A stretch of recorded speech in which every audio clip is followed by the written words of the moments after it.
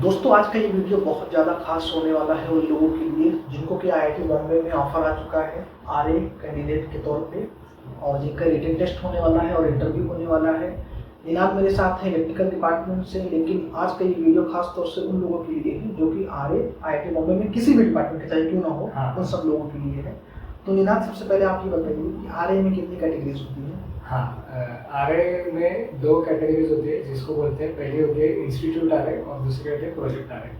तो institute RA में क्या होता है कि आप as a research assistant join करते हो किसी लैब के अंडर, और पी आरए में होता है प्रोजेक्ट आरए में आप किसी प्रोफेसर के अंडर ज्वाइन करते हो।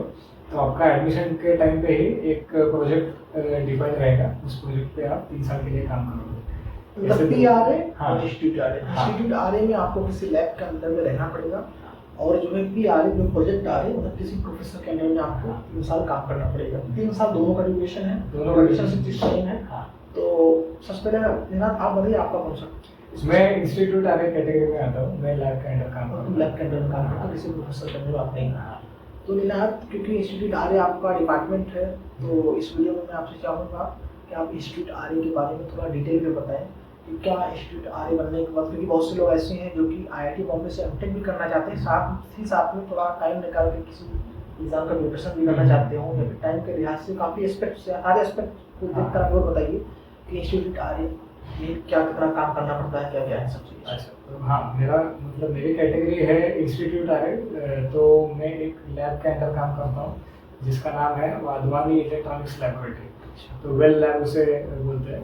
तो लैब में आपको जो भी आ रहे हो, ये बात पहले मैं बता दूँ, तो उनको जो टीए ड्यूटी आपने सुना होगा, टीए ड्यूटी का नाम, जैसे हमने लास्ट वीडियो में बात भी की थी, टीए ड्यूटी 6 घंटे हफ्ते की करनी पड़ती है। तो वैसे आरए ड्यूटी जो है वो हफ्ते की 15 से 20 घंटे आपको करनी पड़ेगी। मतलब हर रोज आपको 3 घंटे लैब में जाना ही है और 3 घंटे आपको। तो 100 बात की एक बात ये चीज फिक्स है पूरी तरीके से कि अगर आप आ रहे हैं आपको 3 घंटा काम करना ही पड़ेगा। डेली 3 आप घंटा बात कर रहे हैं इंस्टीट्यूट आरए की। इंस्टीट्यूट आरए की, और प्रोजेक्ट आरए में भी मतलब थोड़ा बहुत इतना ही होता है, आप कह लीजिए थोड़ा ज़्यादा ही होता है। जैसे हाँ, प्रोजेक्ट आरए में थोड़ा आपको कमिटमेंट थोड़ा ज़्यादा आपसे एक्सपेक्टेड होगा। तो निनाद, अगर कोई लड़का चाहता है आईआईटी बॉम्बे में एमटेक करना आरए कैटेगरी में, तो उसको 15 से 20 घंटा हफ्ते में काम करना पड़ेगा। लास्ट ट्रूथ है बिल्कुल। और इसमें ऐसा नहीं हम लोगों का कि मतलब हर जगह हम लोग सच्चाई बोलते हैं, या वैसे मैंने कहा भी था निनाद जो भी बोलना जो सच्ची चीज़ें हैं आपकी वो चीज़ बताइए। तो निनाद ने जैसा कि आपसे कहा कि अगर आप आरए कैंडिडेट के तौर पर यहाँ पर आ रहे हैं और आप ये सोच रहे हैं कि जो है 2 साल का कोर्स 3 साल में करने को मिलेगा तो बहुत ज़्यादा हमारे पास टाइम रहेगा। ऑब्वियसली आपके पास टाइम एक साल एक्स्ट्रा है, लेकिन आपको जो 3 घंटे वाला डेली आपको जो ड्यूटी है वो आपको करना ही करना पड़ेगा। और प्रोजेक्ट आरए के बारे में आप थोड़ा डिटेल में थोड़ा बताते मुझे। हाँ, प्रोजेक्ट आरए में जैसे होता है कि सपोज अभी इधर पे जो प्रोफेसर्स है वो अलग अलग प्रोजेक्ट्स पे काम कर रहे होते हैं। तो किसी प्रोजेक्ट पे काम करने के लिए उनको मतलब अगर आरएस चाहिए तो वो आपके एडमिशन के टाइम पे वैसे उनका प्रॉपर फॉर्म आता है और लिस्ट आता है।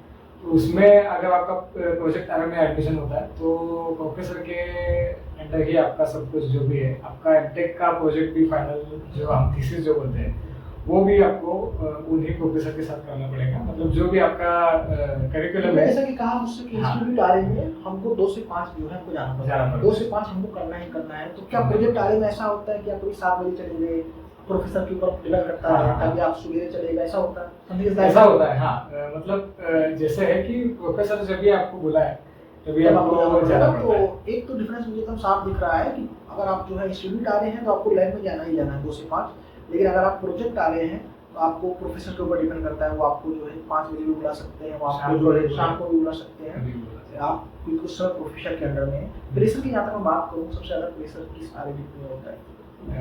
जैसे मैं बात करूँ, प्रोजेक्ट आरए में थोड़ा ज़्यादा प्रेशर होता है क्योंकि प्रोफेसर के अंडर आप काम कर रहे हो, प्रोफेसर के अंदर भी काम कर रहे हैं। तो उनके मतलब जो आपका काम है वो टाइम पे करके देना और ये सब चीज़ें होती है। लैब के अंडर का काम थोड़ा मैं कहूँ वैसे थोड़ा कम प्रेशर वाला होता है। प्रेशर थोड़ा कम होता है क्योंकि आपके अंदर बच्चे होते हैं, बच्चों को आपको पढ़ाना होता है और पढ़ाना होता है, तो का आपको गाइड करने वाला फिर भी कोई ना कोई होगा आपके ऊपर। हाँ, तो इतना उनका इन्फ्लुएंस नहीं Influence रहता, नहीं जो रहता, अच्छा। हमारे ऊपर के जो गाइड्स हैं उनका इन्फ्लुएंस कम होता है। तो आगे कैंडिडेट ही आपके ऊपर रहेंगे, सेकंड ईयर के थर्ड ईयर के रहेंगे। हाँ। लेकिन जो लैब अगर आप प्रोजेक्ट आगे बन रहे हैं तो आपको ऑब्वियस सी बात है किसी प्रोफेसर के अंडर भी काम करना पड़ेगा। अगर आप काम नहीं करेंगे जाहिर सी बात है आपको डांट भी सुननी पड़ सकती है और प्रेशर थोड़ा रहता है उसका। हाँ। और निराद लास्ट में एक बहुत ही ज़्यादा इंपॉर्टेंट चीज़ जो आपसे मैं पूछना चाहूँगा कि क्या प्रोजेक्ट आ रही या फिर इंस्टीट्यूट आ रही के अगर हम बात करें प्लेसमेंट की, आज प्लेसमेंट में क्या कोई डिफरेंस है? प्लेसमेंट में मैं कहूँगा कोई भी डिफरेंस नहीं है, क्योंकि कंपनीज ये नहीं देखती कि आप आरए हो या टीए हो। मतलब आरए और टीए में ही कोई डिफरेंस नहीं है ऐसे मैं कहना चाहूँगा। प्रोजेक्ट आरए और लैब आरए में वैसे भी ज़्यादा नहीं देखा जाता। और कई कई बार ऐसा होता है कि आप किसी मतलब प्रोजेक्ट आरए का एक मैं एडवांटेज बता रहा हूँ, किसी प्रोफेसर के अंदर आप काम करते हो तो उस वो प्रोजेक्ट अगर कंटिन्यू हो जाए या फिर किसी कंपनी में आपको मतलब उसके कंटिन्यूएशन में किसी कंपनी में आपको शायद चांस भी मिल जाए। अच्छा, तो प्रोजेक्ट आने का ये फायदा ये है अगर ये आप काम करेंगे प्रोफेसर के अंडर में। हाँ। तो हो सकता है कि वो इंडस्ट्रियल किसी प्रोजेक्ट पे काम कर रहे हैं प्रोफेसर, तो जो है आपको वहाँ पर प्लेसमेंट भी हो सकता है आपका। और जहाँ तक बात करें कि प्लेसमेंट के ओवरऑल लिहाज से जहाँ कंपनियाँ यहाँ आती हैं तो उसमें जो है इंस्टीट्यूट आ रहे हैं और प्रोजेक्ट आ रहे हैं, कोई डिफरेंस नहीं है।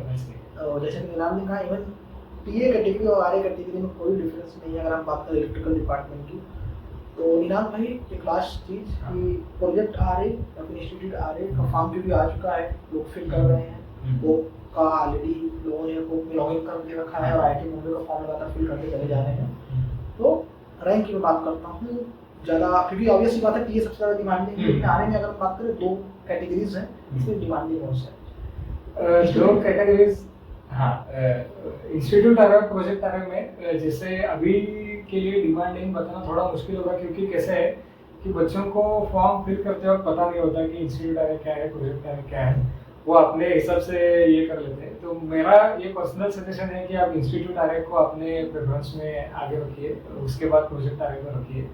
तो मतलब आपको थोड़ा सा प्रेशर के पॉइंट ऑफ व्यू से मैं बोल रहा हूँ कि हाँ ऐसे रखना सही रहेगा, आगे को आगे रखना सेफ रहेगा। हाँ। जो भी जो है कोप का काउंसलिंग कर रहा है, कोप के काउंसलिंग के बाद जो है एमटेक के लिए काउंसलिंग आईटी मुंबई का फॉर्म फिल कर रहा है, अगर आगे कैटेगरी में अगर आप फॉर्म फिल कर रहे हैं तो this is very important thing जो साथ निजात भाई ने मुझसे कहा कि इंस्टीट्यूट आगे को आप आगे रख सकते हैं क्योंकि प्रेशर कम रहेगा इसमें आप किसी प्रोफेसर। लेकिन अगर आपको ऐसा लगता है कि आपको बहुत ज़्यादा रिसर्च करना है, मुझे किसी प्रोफेसर के अंडर में काम करना है, तो आप प्रोजेक्ट आगे भी ले सकते हैं।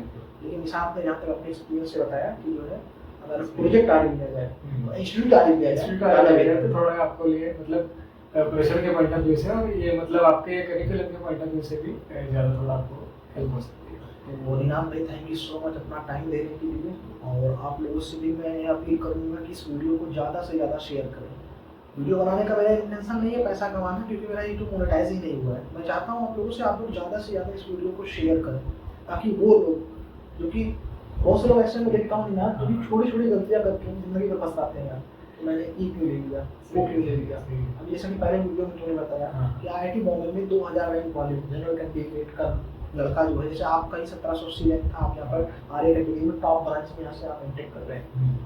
बहुत से लोग ऐसा होता है फॉर्म ही फिल करते हैं, उनको लगता है कि मेरा सिलेक्शन ही नहीं हो पाएगा।